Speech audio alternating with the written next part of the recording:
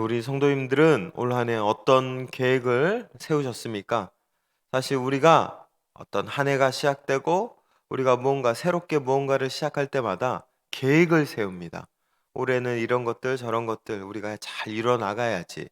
이런 것들을 좀 잘 내가 했으면 좋겠다. 그런 어떤 바라는 마음, 소망하는 마음에서 계획을 세웁니다. 그리고 그런 계획들을 문장으로 정리하며 나아가시는 분들도 있습니다. 올 한 해 내가 이런 것들을 이렇게 소망하면서 살아가겠다. 어떤 나의 다짐들, 그런 것들을 글로 표현하시는 분들도 있죠. 그런 글로 표현하는 것들을 무엇이라고 하죠? 보통 사명 선언문이라고 합니다. 내가 이러한 사명으로 올 한 해 이러한 계획과 이러한 목적으로 살아가겠다라는 그 결단을 사명 선언문이라는 그런 문장에 담아서 그렇게 표현하시는 분들도 있습니다. 여러분들, 여러분들의 삶 가운데서 있는 사명 선언문, 올 한 해의 계획, 올 한 해의 그런 어떤 목적은 무엇이 있습니까? 저는 오늘 그것들을 어떤 여러분들의 삶 가운데서 중요한 방향과 어떤 중요한 그런 계획들을 도움 줄 수 있을 만한 그런 좋은 말씀을 하나 소개해 드리려고 합니다. 바로 우리 예수님의 사명 선언문입니다.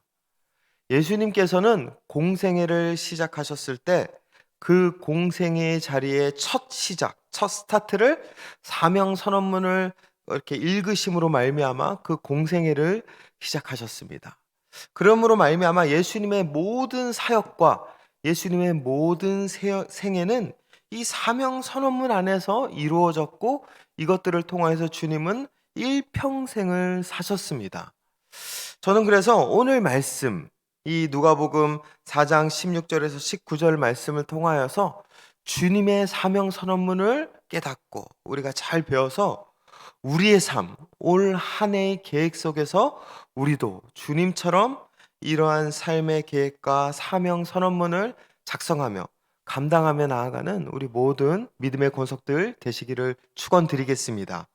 그렇다면 주님은 어떤 사명 선언문을 선포하셨을까요? 우리가 그것을 알기 위해서 주님이 그 사명 선언문을 선포하신 그 곳이 어디인지를 우리가 한번 알아봤으면 좋겠습니다. 16절에 예수께서 그 자라나신 곳 나사렛에 이르사 안식일에 늘 하시던 대로 회당에 들어가사 성경을 읽으라고 서심해라고 그렇게 얘기하고 있습니다. 주님은 회당에서 사명 선언문을 선포하셨습니다. 이때 당시 유대인들은 언제나 회당에서 모든 신앙의 자리들을 시작하였습니다. 회당에서 이들이 했던 예배 순서는 다음과 같습니다. 처음에는 쉐마를 암송합니다. 이때 이 쉐마가 어떤 말씀이냐면 신명기 6장 4절에서 9절 말씀을 암송을 하죠. 그리고 축복 기도를 합니다. 이 회당의 회당장 랍비가 축복 기도를 하죠. 그리고 성경 봉독을 합니다. 그때 성경 봉독은 예언서나 율법서를 이들이 함께 읽습니다. 그리고 그 말씀에 대한 강론을 이루어지고 이렇게 예배를 진행했는데요. 이때 이 강론은 랍비, 회당장만 할 수 있었던 것이 아니었습니다. 회당장, 당시의 랍비가 누군가를 지목하고 추천을 받아서 그 사람의 말씀을 들을 수도 있었습니다. 근데 이때 당시에 이 회당에서 이 회당장이 예수님을 지목했고 예수님의 추천을 받았던 것 같습니다. 그래서 예수님이 그 자리에 서서 하나님의 말씀, 성경을 읽게 되었죠. 그런데 예수님께서는 어떤 성경을 읽으셨냐면은 17절에 선지자 이사야의 글을 예수님께서 읽으셨다라고 그렇게 이야기하고 있습니다. 예수님께서는 이사야의 글을 읽으며 그 말씀을 선언하셨습니다. 그리고 그 말씀대로 예수님은 일평생을 사셨습니다. 여러분들, 이 예수님께서는 그렇다면 일평생 어떠한 방향대로 그렇게 사셨던 것일까요? 우리 누가복음 4장 18절, 19절 말씀을 한번 같이 읽겠습니다. 함께 읽겠습니다. 시작. 주의 성령이 내게 임하셨으니 이는 가난한 자에게 복음을 전하게 하시려고 내게 기름을 부으시고 나를 보내사 포로된 자에게 자유를 눈먼 자에게 다시 보게 함을 전파하며 눌린 자를 자유롭게 하고 주의 은혜의 해를 전파하게 하려 하심이라 하였더라. 주님은 이 말씀으로 선언하였습니다. 이 말씀이 어떤 말씀이냐면 이사야 58장 6절과 61장 6절의 말씀을 합쳐서 고백한 내용입니다. 주님이 이 말씀을 통하여서 자신의 삶의 방향이 이러한 방향대로 살아가겠다라고 그렇게 선언하셨습니다. 그렇다면 이 말씀이 갖는 의미가 무엇인지 우리가 한번 살펴볼 필요가 있습니다. 먼저 18절을 보니까 이는 가난한 자에게 복음을 전하게 하시려고 내게 기름을 부으시고 나를 보내사 포로된 자에게 자유를, 눈먼 자에게 다시 보게 함을 전파하며 눌린 자를 자유롭게 하고라고 그렇게 고백하고 있죠. 여기서 주님이 관심을 두고 있는 대상들이 나옵니다. 첫 번째가 누구죠? 가난한 자입니다. 두 번째가 포로된 자입니다. 세 번째가 눈먼 자입니다. 네 번째가 눌린 자입니다. 주님은 이들을 향하여서 일평생 사역하겠다라고 그렇게 사명선언문에 자신의 사역 대상들을 정하셨습니다. 그렇다면 이들이 누구를 지칭하는 것일까요? 먼저 가난한 자. 가난한 자는 먹을 것이 없는 자입니다. 오늘날의 가난은 상대적인 빈곤인데 이때 당시의 가난은 절대적 빈곤입니다. 생존이 어려운 자들, 생계가 막막한 자들, 당장 내일 무엇을 먹어야 될지 몰라서 그 자신의 미래를 알 수 없는 그런 생계의 큰 긴박한 위험에 처한 자들이 가난한 자들입니다. 그래서 이들은 먹을 양식이 없습니다. 입을 옷이 없고 쉴 수 있는 공간이 없는 자들입니다. 이들은 그렇게 양식과 모든 물질들이 빼앗겨서 그것들을 상실되어 버린 자들을 말하고 있는 것이죠. 두 번째가 포로된 자들입니다. 포로된 자들은 누구를 지칭하냐면 빚을 갚지 못한 자들, 부채를 해결하지 못한 자들, 그리고 전쟁이나 싸움에서 패배한 자들입니다. 그런 그들은 자유를 빼앗겼습니다. 자신이 마음대로 살아가야 되는 주체적 삶의 자유를 잃어버리고 포로가 되어서 자유 없이 살아가는 자들을 이야기하고 있습니다.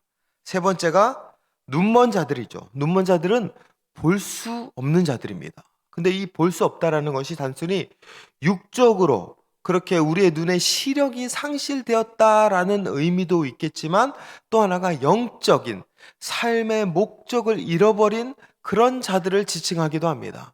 그래서 이런 자들은 길을 볼 수 없습니다. 어디로 가야 할지 모르고 무엇을 보아야 할지 모르고 그리고 나의 삶의 목적이 어디에 있는지 이들은 알 수 없는 자들입니다. 그리고 네 번째가 마지막으로 누구죠? 눌린 자들입니다. 눌린 자들은 압제당한 자로 그렇게 번역되어 있는데요. 노예를 말합니다.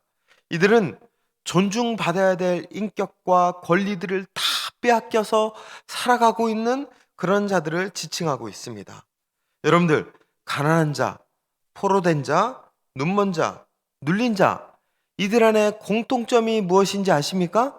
바로 이들 안에 자신이 가지고 있는 것들을 빼앗겼다라는 것입니다. 양식을 빼앗겨서 가난하게 되었고, 자유를 빼앗겨서 포로가 되었고, 눈을 빼앗겨서 눈먼 자가 되었고, 인격과 권리를 빼앗겨서 눌린 자가 되었습니다. 이들은 자신이 가져야 될 것들을 가지지 못하고 자신이 누려야 될 것들을 누리지 못한 채 빼앗겨버린 자들을 이들을 통하여서 그렇게 예수님께서는 정리하고 계시다라는 것입니다.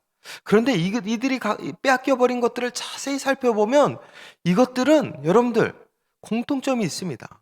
어떤 것이냐면은 우리가 인간답게 살아가기 위해서 필요한 것들입니다.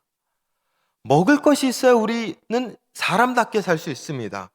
자유가 있어야 우리는 온전한 인간의 삶을 누릴 수가 있습니다. 볼 수 있어야 우리의 삶의 목적과 우리의 삶의 길을 알 수가 있습니다. 인격과 권리가 있어야 우리는 우리의 주체적인 삶의 방향들을 인간답게 살아갈 수 있습니다. 결국 예수님께서 지금 관심을 두고 있는 이 대상들은 인간답게 살아갈 수 있는 권리와 그 수많은 요소들이 다 상실되어서 사람답게 살지 못하고 있는 자들을 주님은 이야기하고 있는 것입니다. 인간답게, 사람답게 하나님이 창조하신 우리의 본래 목적과 본래 자리대로 건강하게 살아야 될 그 권리가 있는데 이들은 그것들을 다 빼앗겨 버린 것이죠. 그래서 사람답게 살지 못하고 인간답게 살지 못하고 특별히 자기 자신을 잃어버려서 자기 자신이 왜 이 세상 가운데 살아야 되는지 모른 채 그저 유리방황하며 살아가고 있는 자들, 그런 이들을 향하여서 주님은 가난한 자, 포로된 자, 눈먼 자, 눌린 자로 표현하고 있는 것입니다. 여러분들, 이러한 삶의 특징이 있습니다. 어떤 특징인지 아십니까? 끌려다닌다는 것입니다. 내가 인간답게 살지 못하고 내 안에 있는 것들을 다 잃어버리게 되니까 그것들을 채우기 위해서 잘못된 방향으로 끌려가게 되는 것입니다. 그래서 가난한 자들은 돈에 끌려가게 되죠. 물질에 끌려가게 됩니다. 무언가 자신의 육을 채울 수 있는 그곳이라면 어느 곳이든 마다하지 않고 그곳을 향해 달려가게 됩니다. 포로된 자들은 사탄의 노예가 되어서 그렇게 계속 끌려가게 됩니다. 눈먼 자들은 결국 잘못된 소리와 유혹에 끌려가서 그곳에 진정한 삶의 길이 없음에도 불구하고 그렇게 잘못된 유혹과 소리에 끌려가게 되고, 눌린 자들은 자신을 억압하는 자들의 그 억압이 마치 당연한 것인 것 마냥 그렇게 그 억압 속에서 끌려가게 되는 것입니다. 가장 큰 문제는 그렇게 끌려가는 인생 속에서 나타나는 그 고통과 그 아픔이 있음에도 불구하고 이들은 그것을 깨닫지 못한다는 것입니다. 여전히 고통 속에서, 여전히 그 수많은 죄악 속에서 살아가고 있는 것이 가난한 자, 포로된 자, 눈먼 자, 눌린 자들의 삶의 모습이라는 것이죠. 안톤 체홉의 단편소설 귀여운 여인이라는 소설이 있습니다. 그 귀여운 여인의 소설의 그 주인공이 올렌카라는 그 여인이 있는데요. 이 여인은 마을에서 모든 남자들의 사랑을 받는 여인입니다. 그런데 이 여인이 이때 처음에 예술가 쿠킨이라는 남자와 사랑에 빠지게 됩니다. 사랑에 빠지자 이 여인의 그런 어떤 삶이 굉장히 행복으로 넘쳐나게 됩니다. 그래서 이 여인은 만나는 사람들마다 그렇게 얘기를 하죠. 우리 남편의 그 예술과 우리 남편의 그런 사상은 그 어떤 것보다 고결하고 아름다운 것이다 라며 남편의 그런 어떤 예술가적인 것들을 날마다 자랑하고 마치 자신이 예술가가 된 것처럼 그렇게 마을 사람들에게 이야기하며 다닙니다. 그러다가 이 쿠킨이 타지에 가게 됐는데 그 타지에서 죽게 되었다라는 소식을 듣게 됩니다. 결국 시리에 빠지게 되죠. 그런데 그 다음에 올렌카가 마을의 목재소에서 일을 하고 있는 프로스트로프라는 사람과 또 결혼을 하게 됩니다. 그러자 이 여인이 행복을 다시 되찾습니다. 그러면서 이 여인은 그때부터 마치 목재소에 평생 일한 사람처럼 목재소의 일만 사람들에게 이야기를 하고 다닙니다. 요즘 수입 목재가 너무 가격이 올랐다는 등, 그리고 목재소 일이 얼마나 힘든지 아느냐는 등, 마치 자신이 목재사가 된 것처럼, 목수가 된 것처럼 그렇게 목재소 관련 일을 날마다 그렇게 사람들에게 이야기하며 행복해합니다. 그런데 안타깝게도 이 남편 프로스트로프도 감기에 걸려 죽게 됩니다. 그리고 이 여인이 또 시리에 빠지다가 세 번째 남편을 만나는데 바로 수의사 스미르닌이라는 사람입니다. 여러분들, 이 남편, 세 번째 남편과 결혼했을 때 이 올렌카는 또 어떤 삶을 살았을까요? 마치 자신이 수의사가 된 것처럼 또 살아가게 됩니다. 동물들의 전염병이 어떤 문제가 있고 어떤 동물은 어떤 위험이 있고 이런 것들을 마을 사람들에게 막 이야기하고 다닙니다. 그러면서 또 행복한 삶을 누리게 되죠. 그런데 이 수의사 스미르닌도 군에 소속되어 있기 때문에 결국 러시아로 떠나가게 됩니다. 그래서 일평생 올렌카는 남편과 이별하게 되어서 혼자 지내게 되죠. 그래서 결국 삶의 목적을 잃어버리며 날마다 우울하게 지내다가 수많은 세월이 흐른 뒤 백발이 되어서 어느 날 우연찮게 마을에서 세 번째 남편 스미르닌을 만나게 됩니다. 그리고 그 스미르닌이 그 러시아에서 결혼한 여성과 낳은 아들을 보게 되죠. 그때 올렌카는 그 아들을 보며 눈이 반짝반짝거리며 이 아들이 머무를 수 있는 곳으로 자신의 집으로 인도합니다. 그러면서 이 아들이 당시 어렸기 때문에 학업을 배우고 있었는데 그때부터 올렌카는 마치 자신이 이 아들의 진짜 엄마가 된 것처럼 날마다 행복해합니다. 그러면서 마을 사람들에게 그렇게 얘기하죠. 요즘 학교 교육이 어떻고 공부가 어떻고 아이들이 공부를 잘하기 위해선 이런 것 저런 것들이 필요하다라면서 계속 그것을 이야기합니다. 그런데 그때 올렌카가 완전히 행복에 겨워서 살아가야 되는데 그때부터 올렌카가 불안해 느끼기 시작합니다. 왜냐하면은 어느 순간 이 아들도 자신을 떠나게 되지 않을까라는 불안감이 사로잡히게 되는 것이죠. 그때마다 올렌카는 문을 바라보며 아들을 바라보게 됩니다. 혹시 저 문을 열고 이 아이의 진짜 친엄마가 와서 이 아이를 찾아가고 데려가게 되면 나의 인생은 어떻게 될까? 그러면서 올렌카는 날마다 불안과 두려움에 떨면서 그 아들에 집착하는 모습을 보이면서 소설은 끝을 맺게 됩니다. 여러분들, 올렌카는 일평생 남자에 끌려다녔습니다. 그 남자가 자신의 삶 가운데 있을 때는 행복하고 평안을 누리는 것 같았지만 결국 궁극적으로 소설은 그 남자, 아들이 그 앞에 있었음에도 불구하고 올렌카는 행복을 느끼지 못했습니다. 소설 속의 마지막 올렌카가 보여준 모습은 불안과 두려움이었습니다. 우리의 삶 가운데서 우리의 인간다움의 목적을 잃어버리고 그렇게 끌려다니는 삶을 살아가게 되면 결국 그 안에 진정한 행복과 평안은 없습니다. 무언가 우리에게 행복을 가져다 주는 것 같고 뭔가 그 안에 쾌락을 가져다 주는 것 같고 안정을 가져다 주는 것 같지만 그 안에 남는 것은 결국 불안과 두려움입니다. 빼앗길 것 같은 고통입니다. 그리고 그 고통, 불안과 두려움은 죄로 이어지게 됩니다. 모든 인간은 결국 그렇게 죄 속에서 살아가게 되는 그런 안타까운 결말을 맺게 된다는 것이죠.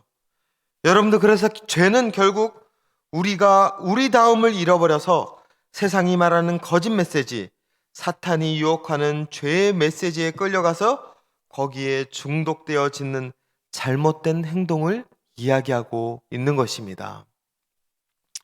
이렇게 가난한 자, 눈먼 자, 포로된 자, 눌린 자들은 인간다움을 잃어버리고 사람다움을 잃어버려서 그 가운데서 결국 세상 속에 끌려다니다가 고통 속에 죄 속에 빠져버리는 인간의 모습을 우리에게 이야기해주고 있는 것입니다. 주님은 이런 이들에게 복음을 선포하셨습니다. 이런 이들에게 자유를 선포하셨습니다. 그리고 이런 이들을 구원하시기 위해 우리에게 오셨습니다. 그렇기 때문에 주님의 복음, 주님의 자유는 가난한 자, 눈먼 자, 포로된 자, 눌린 자와 같이 세상 속에서 사람답게 살지 못하고 인간답게 살지 못하고 우리가 있어야 할 자리에 있지 못하는 수많은 연약한 자들에게 필요한 하나님의 능력이자 진정한 자유의 선포 메시지입니다. 주님은 이 말씀을 수많은 이들에게 선포하고 있는 것입니다. 수많은 이들에게 진정한 자유로 온전하게 이야기해주고 있습니다. 참 놀라운 것은 이 주님의 복음을 받아들이는 자, 이 주님의 자유와 함께하는 자들을 통하여서 주님은 완전한 능력을 우리 안에 온전히 부어주는 놀라운 능력을 우리에게 함께하고 있다는 것입니다. 오늘 우리 말씀은 그렇게 주님의 복음을 우리에게 전해주고 있습니다. 여러분들의 삶은 어떻습니까? 2022년 한 해 여러분들은 무엇에 끌려 다니셨습니까? 여러분들은 무엇을 잃어버리셨습니까? 어떻게 본다라면 우리의 삶은 우리가 잃어버린 그것을 되찾기 위해서 세상 속에서 이리저리 끌려다니는 인생처럼 볼 수 있습니다. 그러나 거기에는 진정한 자유가 없습니다. 거기에는 진정한 행복이 없습니다. 오직 우리 주님이 우리와 함께 하시는 복음 안에 진정한 자유가 있습니다. 주님은 그 복음의 자유를 우리에게 주시기 위해 이 땅에 오셨습니다. 그렇기 때문에 그 복음의 자유를 누리고 그 복음의 자유 안에 살아가게 될 때 우리는 다시 한번 우리의 삶 가운데 온전한 주님의 능력을 누릴 수 있다는 것입니다. 올 한 해 우리 교회는 복음의 사람, 예배자로 살게 하소서라고 그렇게 함께 고백하고 있습니다. 여러분들, 우리는 날마다 예배하며 살아가는 이 예배의 회복을 회복해야 합니다. 왜 그런지 아십니까? 거기가 우리가 있어야 할 자리이기 때문에 그렇습니다. 그리고 그 자리 가운데 주님의 복음이 있기 때문에 그렇습니다. 우리와 함께 하시는 주님, 복음의 능력과 자유가 이 예배의 자리, 우리의 삶의 자리 가운데 있기 때문에 우리는 날마다 주님을 붙잡고 살아갈 수 있습니다. 주님은 이런 날을 주의 은혜의 해라 말씀하십니다. 마지막 19절 말씀 우리 다 함께 한 목소리로 봉독하겠습니다. 시작. 주의 은혜의 해를 전파하게 하려 하심이라 하였더라. 주님은 복음의 자유 안에 살아가고 있는 이들의 삶을 주의 은혜의 해로 선포하고 있습니다. 여러분들, 이 주의 은혜의 해가 무엇을 말하는 것일까요? 이 해는 바로 희년을 말합니다. 희년은 하나님께서 구약 말씀 레위기를 통하여서 약속하신 특별한 한 해입니다. 희년은 50년마다 유대인들에게 해방과 자유와 구원의 은총의 그런 날을 선포하는 그런 한 해였습니다. 이 희년이 되면 우선 땅의 경작이 중지됩니다. 그래서 땅을 빼앗긴 이들이 다시 그 땅을 되찾을 수 있습니다. 그리고 자신이 지었던 모든 빚이 탕감되게 됩니다. 그리고 노예들이 해방되어 자유를 누리게 됩니다. 이 날이 바로 희년이고 특별한 은혜의 해입니다. 그래서 이 희년을 우리가 다시 한번 정의하자면은 창조 세계의 회복이라 정의할 수 있습니다. 잃어버린 것, 우리가 놓쳤던 것, 우리가 빼앗겼던 것, 우리가 눌린 것들, 그것들을 다시 되찾고 다시 회복하는 해가 바로 희년이라는 것입니다. 예수님께서는 자신이 오심으로 말미암아 이 땅 가운데 일어나는 그 해가 바로 희년의 해라고 그렇게 선포하고 있는 것입니다. 여러분들, 그런데 여기서 우리가 중요한 사실이 있습니다. 당시 유대인들에게 희년은 몇 번 경험했을까요? 당시의 평균적인 수명과 그들의 일상생활을 이렇게 분석해 보았을 때 희년은 일생일대에 한 번 경험하거나 경험하지 못할 수 있었습니다. 사실 50년이라는 시간, 우리도 일생일대에 한 번 경험하면 참 그렇게 운이 좋은 것 좋지 않습니까? 그것처럼 50년마다 한 번 일어나는 이 희년은 많은 이들에게 자주 누릴 수 있는 은혜의 특권이 아니었습니다. 한 번 경험할 수 있으면 그게 정말 이들에게 복이었던 것이었죠. 그런데 주님은 이 희년, 은혜의 해를 50년마다 한 번 나타나는 그런 일생일대의 한 번의 사건이 아닌 주님이 이 땅 가운데 오심으로 말미암아 주님과 함께하는 자들, 복음 안에 있는 자들, 복음 안에 살아가고 누리고 있는 모든 이들이 날마다 누릴 수 있는 연속적인 사건으로 우리에게 허락하고 있는 것입니다. 우리의 삶 가운데 진정한 은혜는 바로 여기에 있습니다.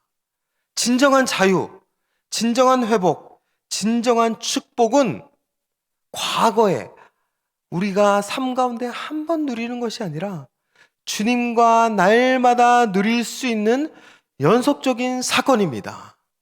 그렇기 때문에 주님은 이 땅 가운데 자신이 직접 이 세상에 오심으로 말미암아 우리에게 희년의 날을 날마다 허락하여 주셨습니다. 하나님과 함께하며 그 복음 안에 있어 우리가 잃어버린 것들을 되찾고 우리가 상실되어 빼앗긴 것들을 되찾아 하나님 안에 진정한 자유와 은혜를 누릴 수 있도록 우리의 삶을 회복시켜 주신 것입니다. 우리 믿는 사람들은 어떤 삶을 살아야 할까요?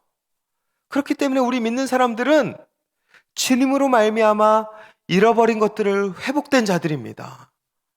여러분들은 이미 모든 것들을 다 되찾았습니다. 하나님 안에 누려야 될 것들, 하나님 안에 우리가 모든 것들을 다 누릴 수 있는 자들입니다. 그래서 진정한 자유를 누릴 수 있습니다. 그리고 그 자유 안에서 날마다 우리를 묶고 올가매고 있는 수많은 세상과 죄의 권세들을 과감히 거부할 수 있는 자들입니다. 이것이 믿음의 사람입니다. 우리 모든 믿음의 권속들이 이 삶을 날마다 누리는 축복이 있기를 축원드리겠습니다. 하나님께서는 우리에게 이 축복을 주시기 위해 예수 그리스도를 이 땅 가운데 보내주셨습니다. 그리고 주님과 함께 날마다 자유함을 허락하여 주셨습니다. 이것이 진짜 인간다운 삶입니다. 이것이 진짜 사람다운 삶입니다. 이런 삶을 누리는 자들, 이러한 삶 속에 살아가는 자들을 통하여서 하나님의 구원의 메시지가 나를 통하여 세상 사람들에게 전파되게 될 것입니다. 초대교회 교인들이 로마 정부의 굉장한 박해를 받았습니다. 왜 그들은 그렇게 박해를 받았을까요? 사실 그때 당시 로마 사람들에게 초대교인들은 너무나 달랐기 때문에 그렇습니다. 그들은 쾌락과 향락에 취하지도 않았습니다. 세상 사람들이 말하는 부와 성공을 쫓지도 않았습니다. 그것에 끌려다니지도 않았습니다. 그리고 황제 숭배와 신상을 만들어 무언가 거기에 얽매여 살아가기보다는 그들 안에 공동체를 만들어 온전한 사랑과 희생의 섬김을 살아가는 모습이 로마 사람들에게는 너무나 다르게 느껴졌던 것이었습니다. 그 다름이 그들에게 위협이 되었고 그 다름이 그들에게 마치 자기 자신을 위협하는 것처럼 공격하는 것처럼 보였습니다. 그래서 그들은 초대교회 교인들을 박해하기 시작했습니다.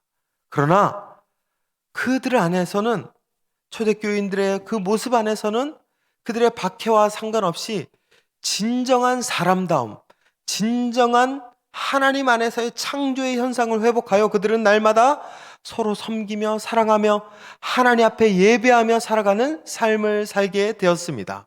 결국 누가 세상을 변화시켰을까요? 로마 사람들은 실패했습니다. 그들은 역사 속에 사라지게 되었습니다. 그러나 예수 그리스도의 복음 안에서 진정한 사람다움을 회복하여 서로 사랑하고 온전히 하나님만 예배하며 하나님 안에 있는 희생과 헌신의 삶을 살았던 초대교회 교인들의 복음은 수천 년이 지난 오늘까지도 우리에게 전해지고 있습니다. 진정한 복음의 가치는 우리들에게 있어서 사람다움의 그 가치를 알려주고 그것을 통해 많은 이들에게 무엇이 진리인지를 알려줄 수 있는 능력이 되는 것입니다. 여러분들, 우리가 올 한 해 이 말씀 붙잡고 이 은혜로 복음 안에서 살아가게 될 때 우리의 삶을 통하여서 하나님의 능력과 복음의 자유가 이 땅 가운데, 한국교회 가운데, 세상 가운데 선포되게 될 것입니다.